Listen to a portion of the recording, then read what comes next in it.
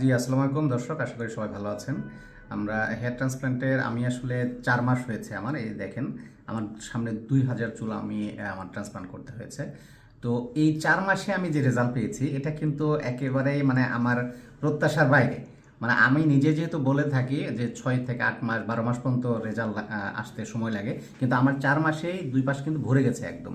হ্যাঁ, এবং এটা কিন্তু অত্যন্ত মানে আমার জন্য যে আমি মনে করি যে মানে আমি আসলেই অনেক খুশি, হ্যাঁ, যে আমার ৪ মাসে অলমোস্ট আমি একদম আগের মতো অনেকটাই পেয়েছি। হ্যাঁ, তো এটাই আর কি, যে অত্যন্ত আমি হ্যাপি আর কি। জি স্যার, আমরা স্যারের একটু সামনে থেকে দেখাই। স্যারের হচ্ছে হেয়ার ট্রান্সপ্লান্টেশনের ৪ থেকে ৪.৫ মাস হয়েছে।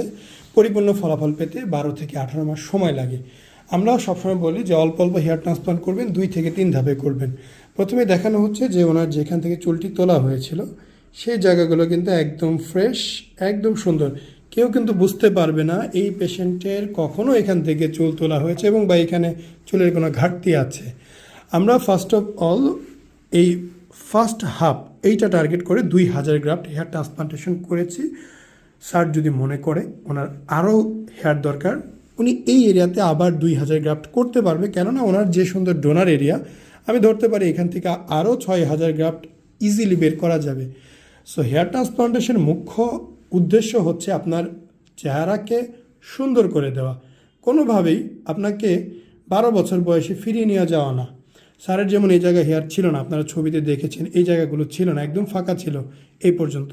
তো আমাদের টার্গেট অনুযায়ী আমরা ফার্স্ট হাফ ধরেছি এবং ৪ মাস, যদি এটা চূড়ান্ত ফলাফল না, আমরা যে কাছ থেকে দেখাই, এই যে গোড়াগুলো বোঝা যাচ্ছে, এইগুলো লাগানো চুল, এই যেগুলো লাগানো চুল, এইখানে একটু চুল ছিল, এটা অরিজিনাল, কিন্তু এইগুলো লাগানো।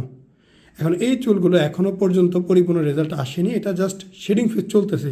এটা আপডেট স্বরূপ আমরা জাস্ট দেখালাম যে একটা আপডেট। কোনোভাবে এটা চূড়ান্ত ফলাফল জাজমেন্ট দেওয়া যাবে না, এটা সম্ভব না।